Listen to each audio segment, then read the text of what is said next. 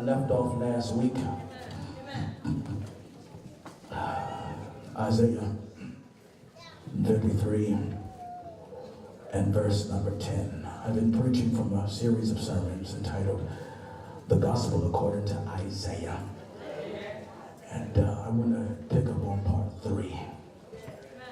Last week I preached, the first week we preached the ugliness of Jesus. Second, we preached He wounded for me. Look at verse number 10. You have it, say amen. Yet it pleased the Lord to bruise him. You may be seated.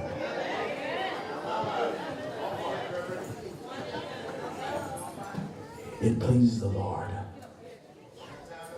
to bruise him.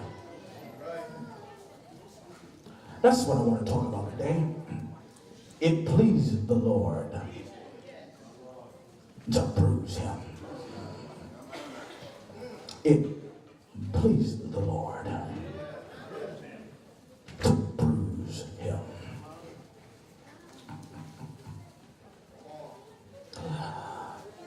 Elder Simeon, the civil rights movement was a group that sought to struggle against the injustice done and the unfair treatment toward African Americans.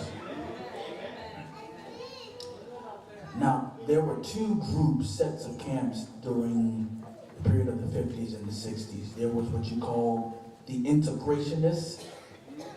These were the ones who sought to fit in, not really fit in, but they said, you know what? There's no sense of us trying to escape the world or to get away from those of different persuasions. But rather, let's see what we can do to work for equal treatment. But there was another group called the nationalists. The nationalists sought freedom by any means necessary. So in the integrationist group, you would have Martin Luther King and all those other great figures. But with the nationalists, you had persons like Malcolm X, Elijah Muhammad, Marcus Garvey. These were the ones that said, we need to seek freedom by any means necessary. Forget about trying to work alongside with these other groups. They don't care about us. But rather, let's do what we got to do, even if it means violence. The integrationist civil rights movement said, let's work for peace. And the strategy that they used, Lamar, was the strategy of non-violence. That is, they said that if it costs us to suffer, if it means that we have to go through something in order for freedom, then that's exactly what we're going to do. Can I get a witness? These individuals said, you know what, there's no sense of us trying to fight back or fight against, but if we're going to fight, let's fight back with love, because love has redemptive value. That is, that love can bring about a change in society. If you try violence, violence will only beget violence, but if you do something that they are not expecting, if you try love, love will eventually conquer. Now, I must confess that there were many critics of this approach. There were many of those who said that this type of approach did not make any sense. There were these individuals who said, listen, we're going to get our guns and go and do what we have to do. But I'm not here to argue whether the right or the wrong approach, whether integrationists or the nationalists were right, but I am saying this, that the integrationists had a point. And there were those who, even though there were critics, there were those that were outside of the community, outside the African American community, who said, you know what, there must be something something about their strategy. They're suffering, they're going through as much, they're enduring pain, but they're still fighting. And I need to pause parenthetically right through here and say it's one thing for people within the church, it's one thing for people who are saved to recognize the value of your suffering, but it is something entirely different when people outside of the church, people who don't even know Jesus, can see the fact that there's something about your suffering. Can I get a witness in here? Now, I need to pause right through here and say this. I don't know about y'all, but there have been some moments in my life where I've heard people tell me in the church that my suffering, it has value, that God is working through that. But sometimes it's good when somebody outside the church who may not even know Jesus, but they see something in me and they say, you know what, there must be a God somewhere. Is there a witness in here? I need to pause right through here and help somebody and say this to you, that listen, that's why it's important that you and I realize that no matter what we go through in life, God is working through it, and you may not always see it. But I need to pause right through here, Tasha, and say this like I feel, and say like this: all things work together. Can I get a witness in here? For the good of them who love God, and to them that are the called according to his purpose. Tasha, there was a reason why something that what happened to your car happened yesterday. God was working through all of that. Saints of God, there is a reason why you're sick. There's a reason why you have pain. There's a reason why you got baby mama drama. There's a reason why you got issues and tissues with your issues. There's a reason why you got stuff drama for your mama for your drama. Can I get a witness up in here? Is there anybody in here that can testify that God is working through all of this? I'm tired, but God is working through all of this. I'm sick, but God is working through all this. I feel bad, but God is working through all this. I'm depressed, but God is working through all this. I've cried at night, but God is working through all this. I've got some folk out, but God is working through all this. I've had some pain in my life, but God is working. Can I get a witness?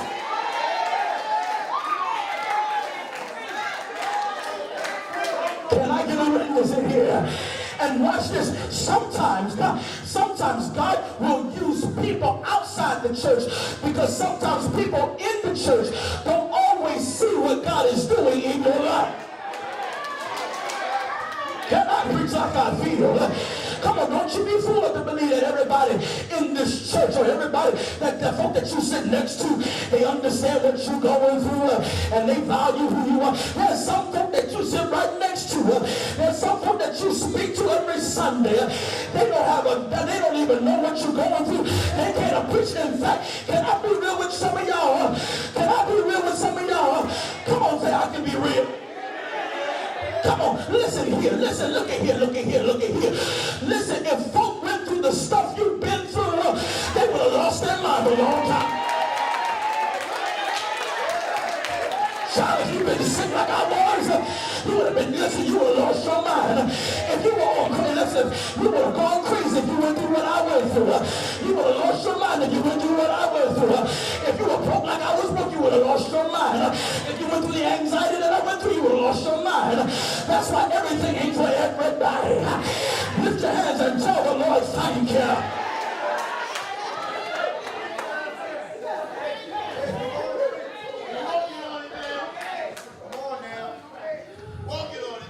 Everybody, let me say this again, won't understand what you go through.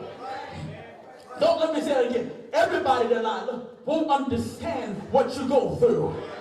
And can I say, Mary, everybody ain't going to understand why you cry the tears that you cry. Everybody ain't going to understand why you sing that song so well that God cares for you. If don't nobody else know, Mary, you know. Because God brought you through some stuff that nobody else know about. God brought you through some tears. God brought you through some heartaches. And God is still keeping you. Can I get a church up in here? Can I get a church up in here? No, let me preach like I feel. Can I say it like I feel? If it had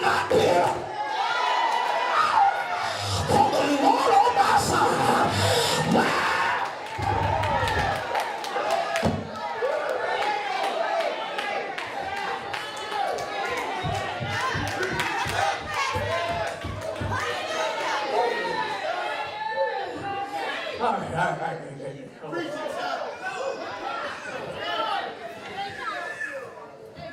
Let me calm down for a little bit. Teach this for a second.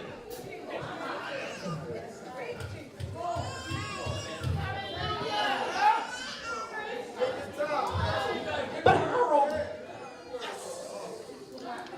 this text, we've been talking about this text. Sister Humphrey, is that you? I think I see you. But this is the contextual background. Israel is in Babylonian captivity. The chosen people have been captured and taken from their homeland. Kind of like we were. We were in Africa. Wasn't bother nobody. But they brought us here. And they have, and now the generation that was there, that was brought to Babylon, the reason why initially they were brought to Babylon was due to sin. You see, the people had rebelled against God, and God said, I'm going to deal with your sin.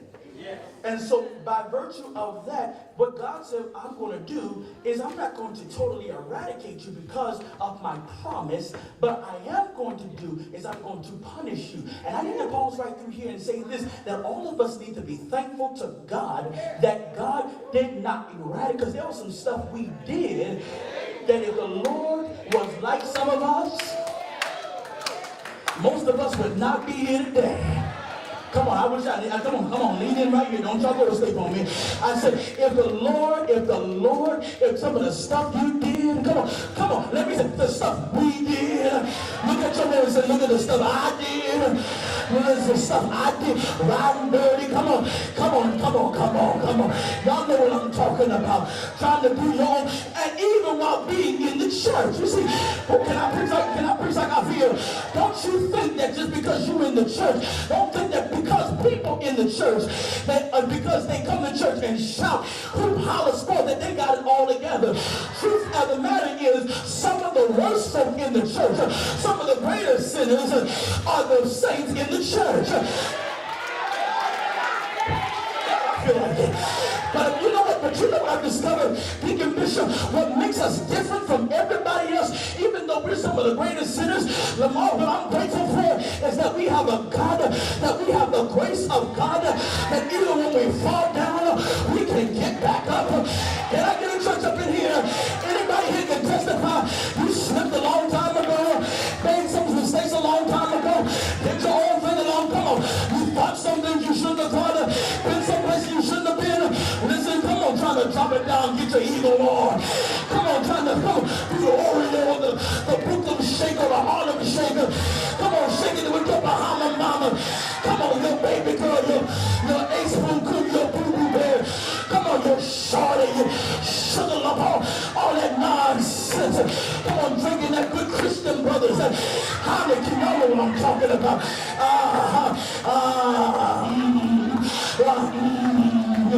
Island, the Long Island iced tea that makes you feel like you're going to New York City.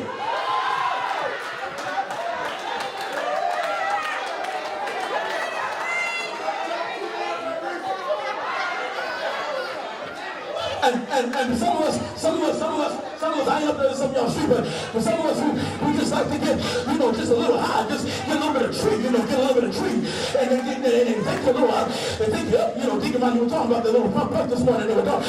But every once in a while, all of us have done some stuff that we are not proud of. Anybody here can testify, there's some stuff I did, I'm not even proud of, and places I didn't listen. There were some places, there was some folk I hung around with, I'm not proud of, but I thank God for the grace of God. He looked beyond my faults and focused on the need of my life.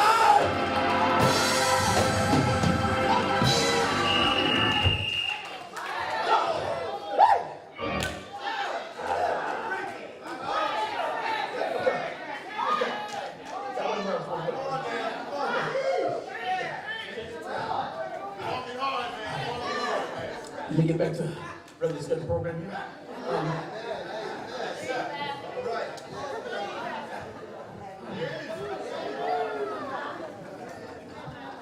So when the people, as they went along in their history, they discovered everybody that went into captivity did not deserve it. Matter of fact, there were generations that were born later in the captivity. They didn't deserve that because captivity lasted 70 years.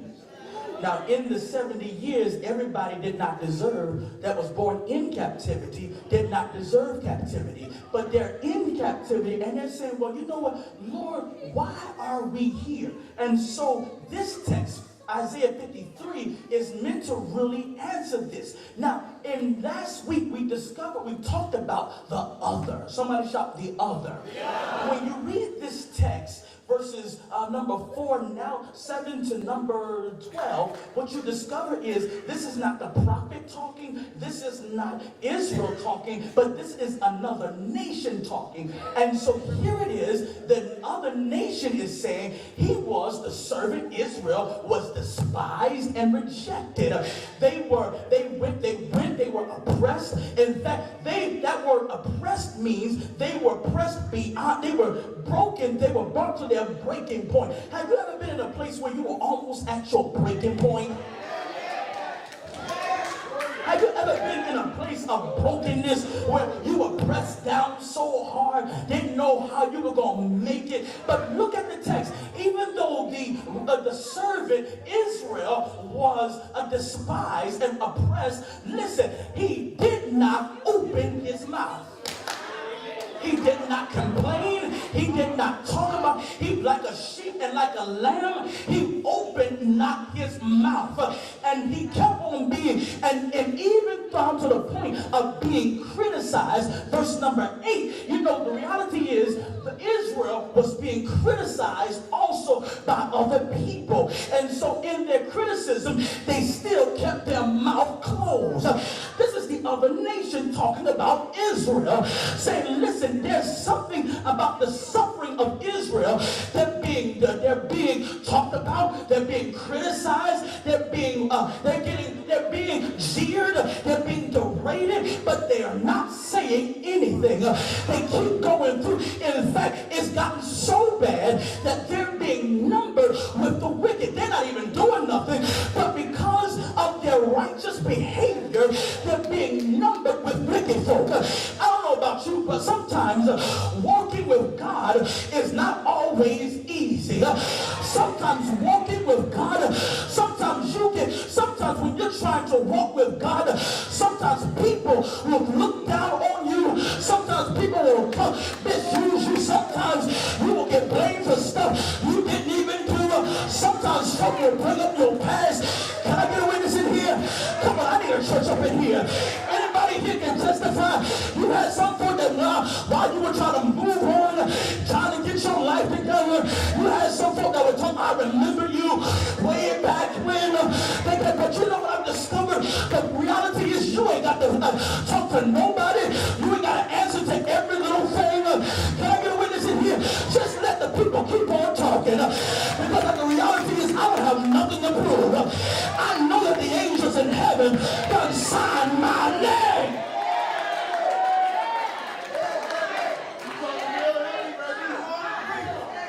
Let me help somebody in here.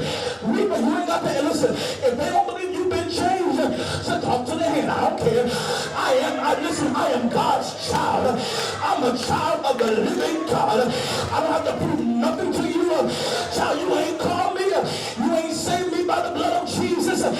Listen at me. Look at me. I've been changed. There's some stuff that, listen, the things I used to do, well, I don't do them as much. Things I used to do, I don't do them as much. Because there's a wonderful change in my life has been wrought.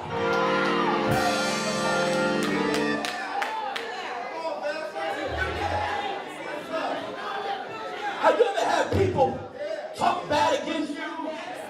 Have you ever had people talk ignorantly against you? Have you ever had people accuse you for stuff that you didn't even do? Can I get a witness in here? Have you ever had people talk, listen, you're just trying to come to church and mind your business. Trying to go to work and mind your business. Just trying to live your life and mind your business. But every time you turn around, your name is up in somebody else.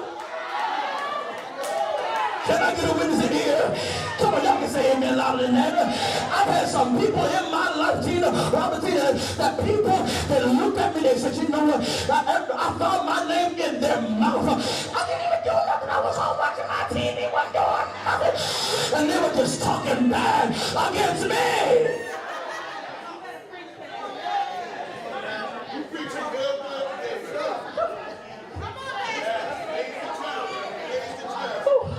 My God.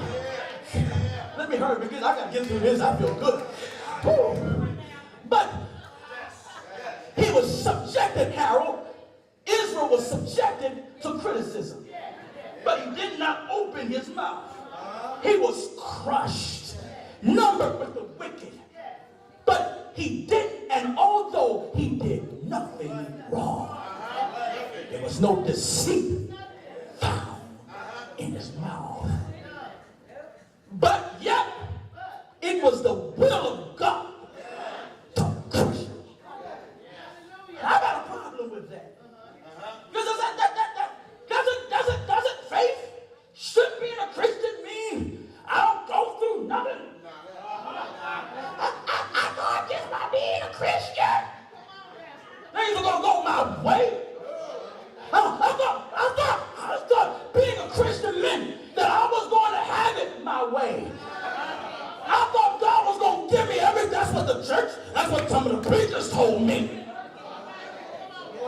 Preachers told me that if I just come to church, shout, give some money, sing on the choir, usher on the board, eat some chicken.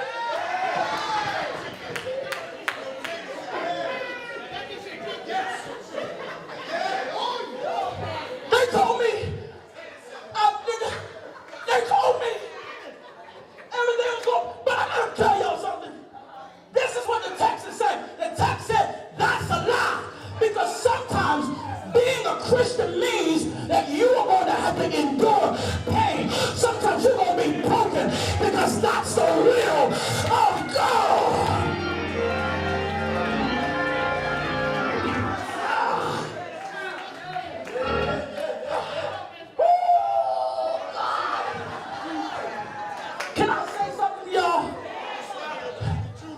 I'm going to help somebody today. Y'all ready? Can I help y'all? Can I help y'all? Your greatest blessing comes in your greatest brokenness.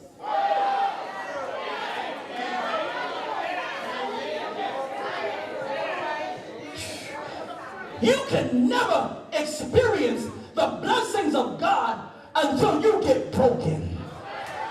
You see, you think you're blessed right now with material stuff, but you really don't know blessing until you've gone through some stuff and you find out you can believe God for just about anything. I need some witnesses in here that can tell I done been through hell and high waters. I done been through enough mess in my life, and I know what believing God is all about. I know what faith in God can do. I've had many tears and sorrows. I've had questions for tomorrow. There have been times in my life I didn't know right from wrong, but in every situation, God gave me blessed consolation that my trials come to make me strong.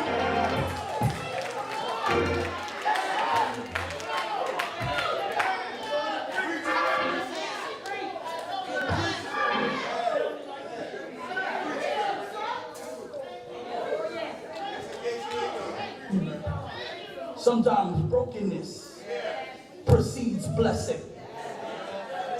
Can I say that again? Brokenness precedes blessing. You want to be, and some of y'all need to stop asking God. Be careful what you ask God for. Hello?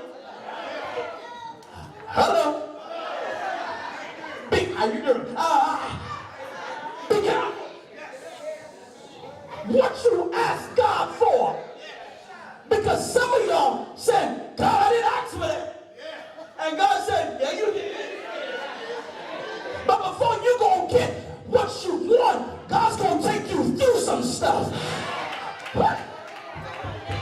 Because if you don't go through no stuff, you won't know how to acknowledge God in everything. But I need some folk that can testify that I've been through enough hell and I know how to praise God when I'm broke. I know how to praise God when I got money. I know how to praise God in a hoopty. I know how to praise God in a good car. I know how to praise God in a one-room apartment. I know how to praise God in a mansion. Because I can do all things.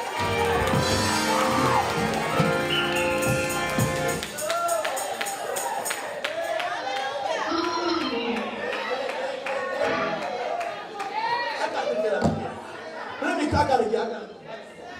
Thank you.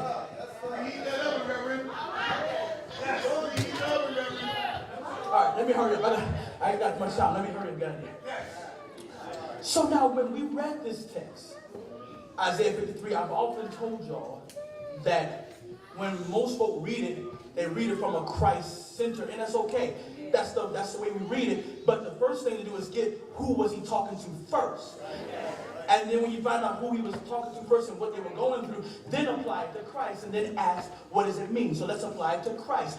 Just like Israel experienced suffering that was unearned, Jesus experienced suffering that was unearned. Jesus lived a perfect Savior, lived a perfect life. Can I get a witness in here?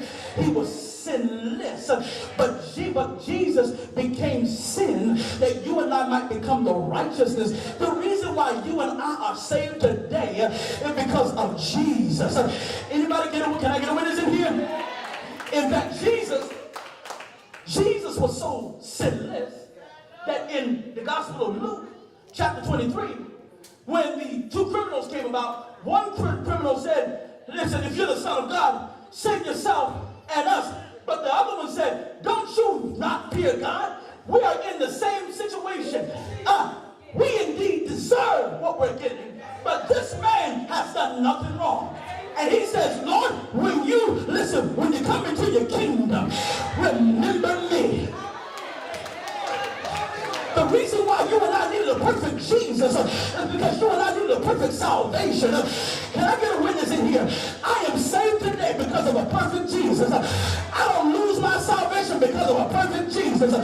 Jesus' sacrifice was more than enough. I wish I had a hallelujah church in here. Anybody here can I get a witness in here that can get hallelujah happy and thank you, Jesus, glad that you got a Jesus that died once and for all. In the Old Testament, you needed a priest to go in year after year to make atonement for himself and everybody else. But Jesus died once and for all.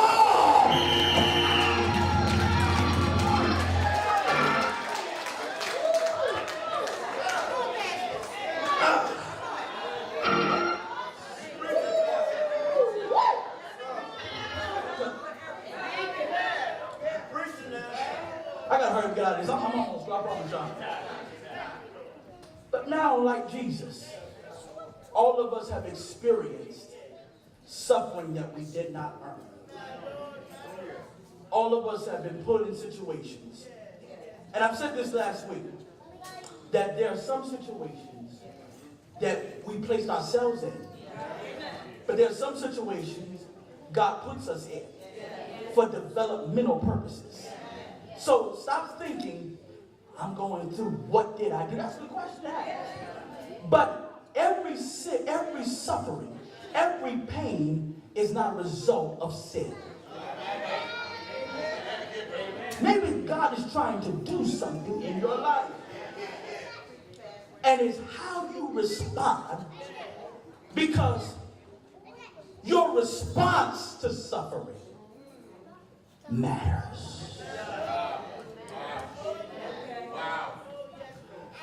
Can I help some of y'all? Because some of you are asking, can my suffering, can my suffering really have meaning? Can what I go through really impact somebody? And our text affirms that yes. Now, the question I want to really raise and wrestle with today, and then we're going to get out of here. How can the testimony of others about us be beneficial?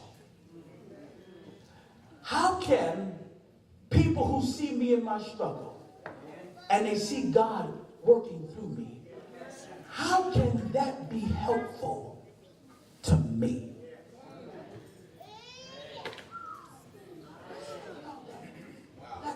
Let's wrestle with that. Let me ask the question again. How can people who see me struggle, people who see me go through, and yet they see God working in and through me, how can that be helpful to me? I'm going to tell you how.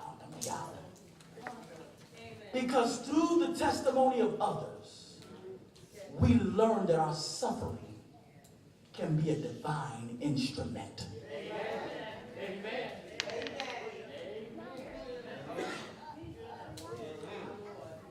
When people see you in the struggle, and they see there's something different about the way they struggle. Now watch this. I said something different about the way you struggle. You see, everybody struggle, but everybody don't struggle right. Can I get a witness in here? Everybody don't struggle right. Can I get a witness in here? Y'all gotta let me tie my shoes here. Everybody doesn't struggle right. And so the testimony of people can help us see that our testimony or that our suffering is a divine instrument. In Isaiah 53, we hear the divine speech recorded by the writer. But we're also privileged to hear other people talk about Israel, which is a reminder that God will always have somebody whom we don't expect to recognize our suffering. Listen, sometimes God will use the person that you think is not even spiritual to see God in what. See, stop being foolish to believe that everybody who's so-called spiritual can see God in your situation. Everybody does not have. All church people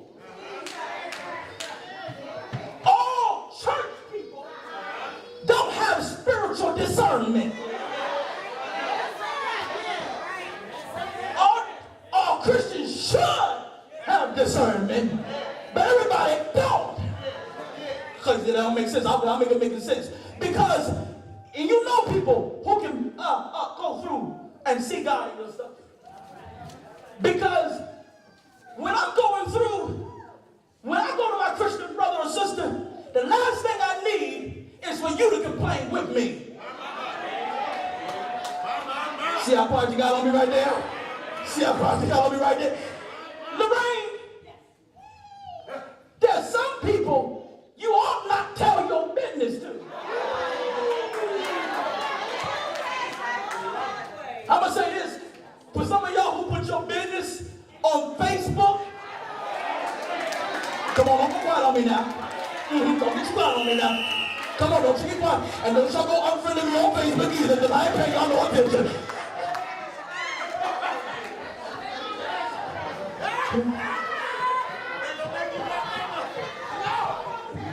But, I mean, I get a little, Kenny, I'm about to quit. But one of the things I see bipolar Christians on Facebook.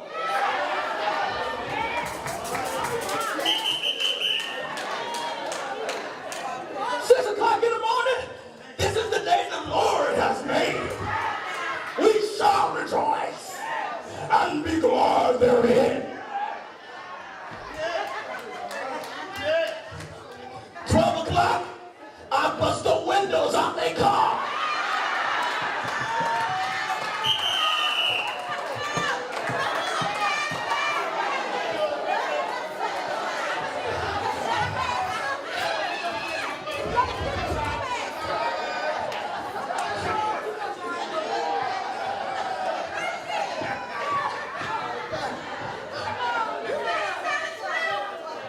Y'all know I'm telling the truth. And the folk you be talking to, right? I'm going to get that so-and-so. Come on, they be live on Facebook. Come on, they got Facebook Live, so maybe I'm going to get so-and-so. I'm going to get so-and-so. Chicken egg, I'm going to get so-and-so. 9 o'clock at night. Now I lay me down to sleep. Pray my Lord, my soul to keep.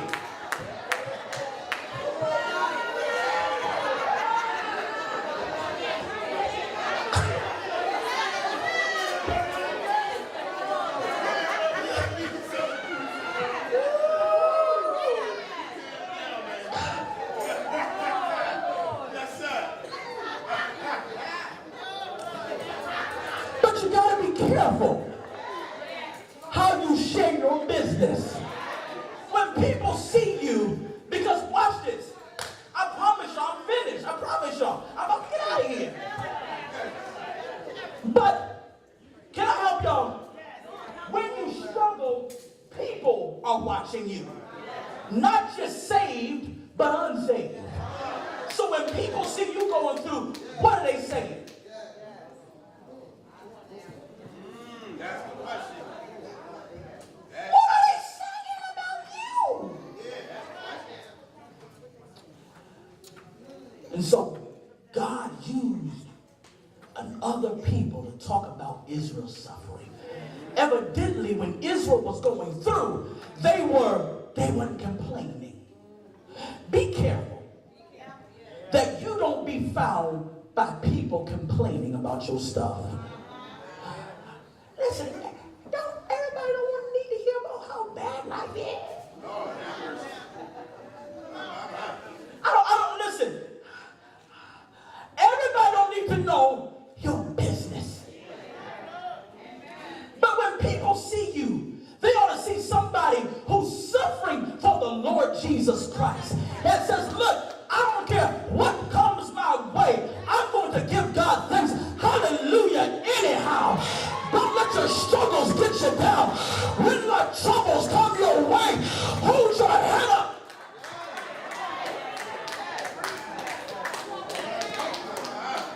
Your greatest test is when you can hang on, when you can hold on when you can't hold on.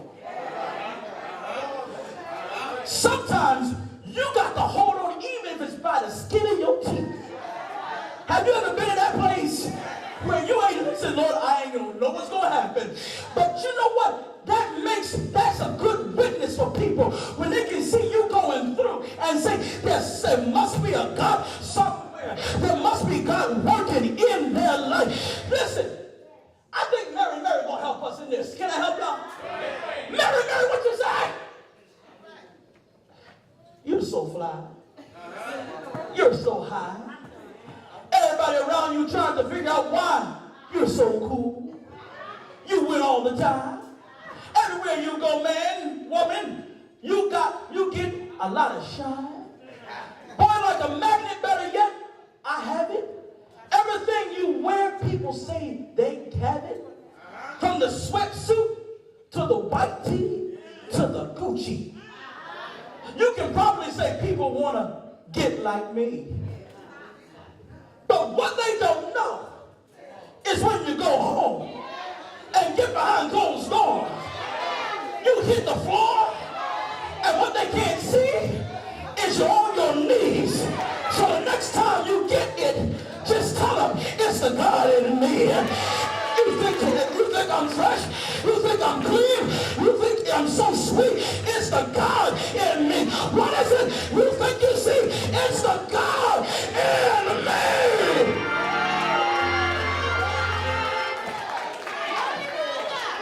I can close now, but look at somebody and say, neighbor, it's the God in me.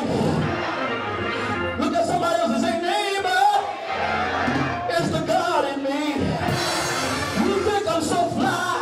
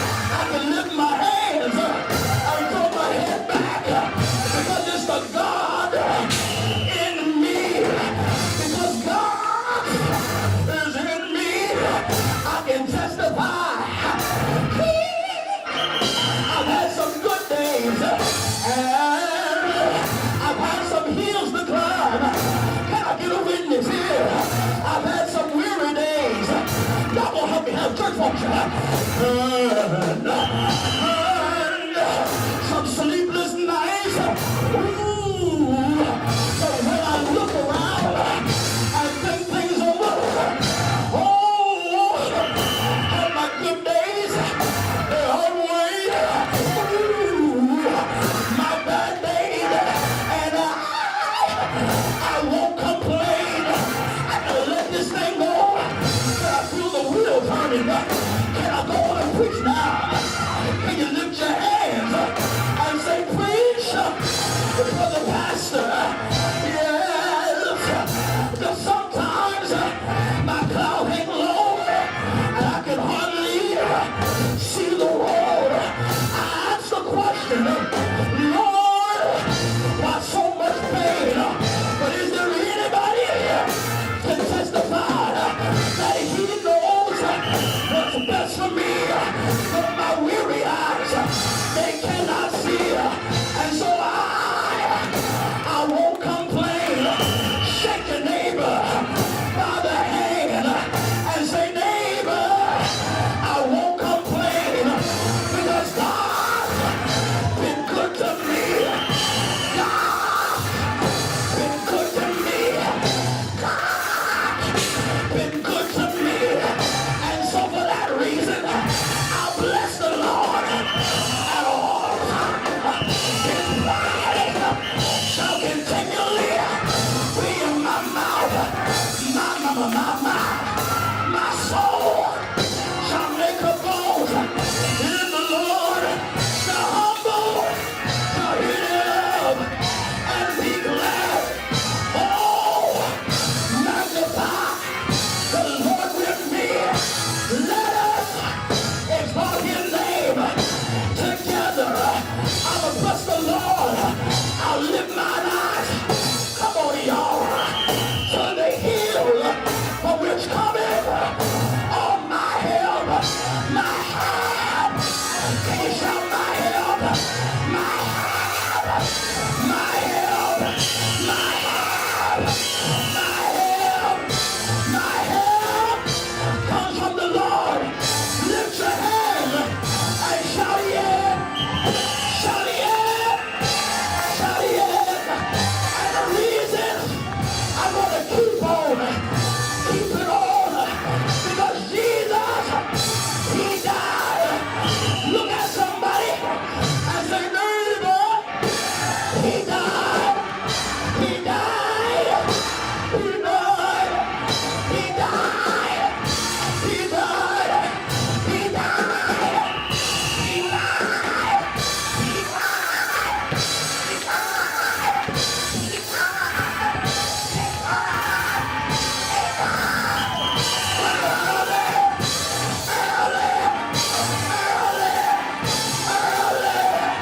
Sunday morning, he got up. Yeah.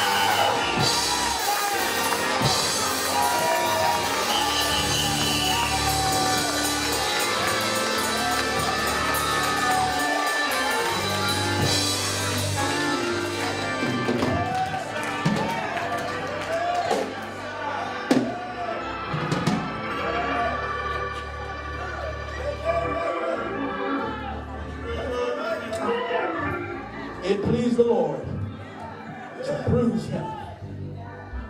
It pleased the Lord to bruise him. Your suffering matters. Sometimes God will take you through. But many times, that suffering, sometimes, let me help you. All suffering is not God trying to beat you up. But sometimes God's suffering or suffering placed on you is God teaching you a lesson. How to suffer, because there are many ways you can witness to the world. And one of the ways you witness is through suffering. When you can show people, as Reverend Dicey would say, I'm hopping.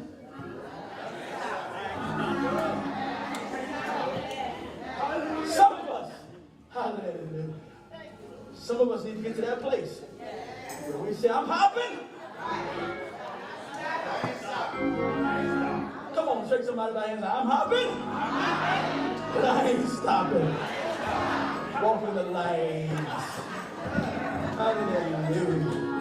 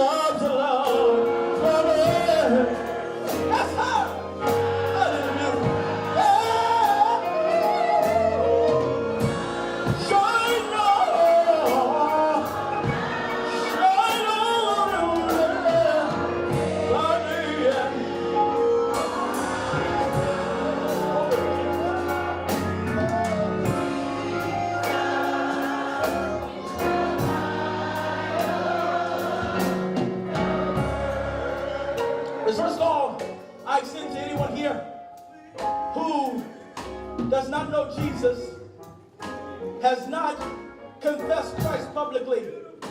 I extend to you the invitation to become a part of the family of God. You don't have to come perfect, but if you come to Jesus, He will change you from the inside out. And all you have to do is make a public confession and come to Him. If you're here today, Jesus died for you, died for your life to be changed to His glory and to His honor. And so if you're here today and you would like to come and be a follower of Jesus, come on. Oh, Jesus, He is the light of the world.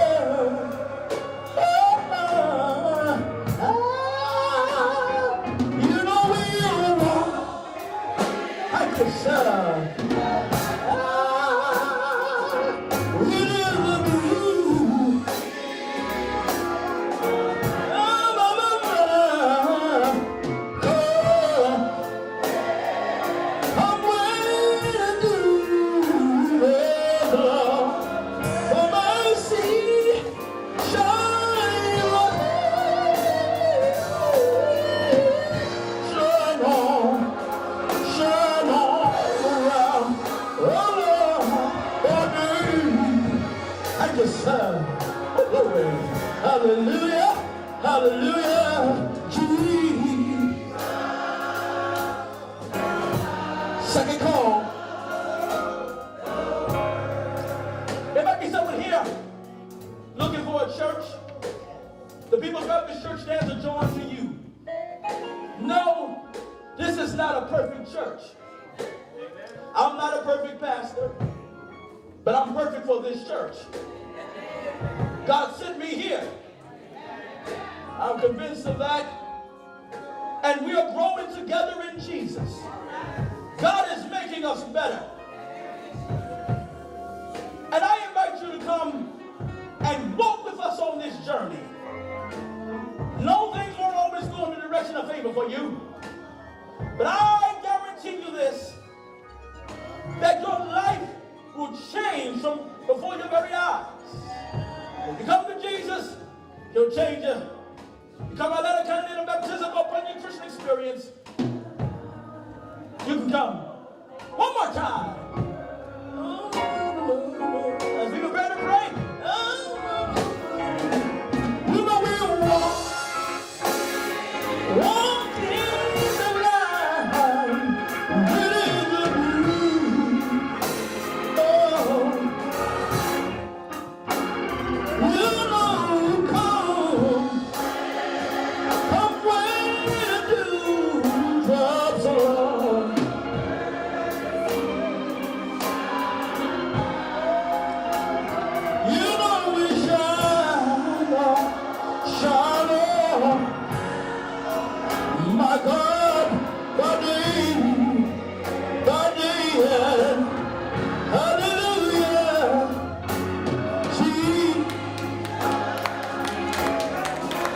God bless you.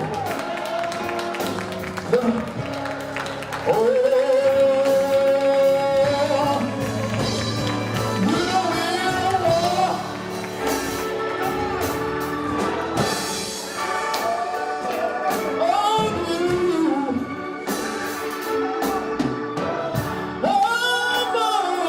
come on, give God praise. Come on, clap your hands.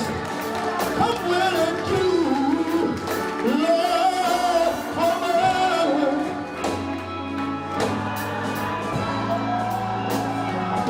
He shine around us by day and by the afternoon.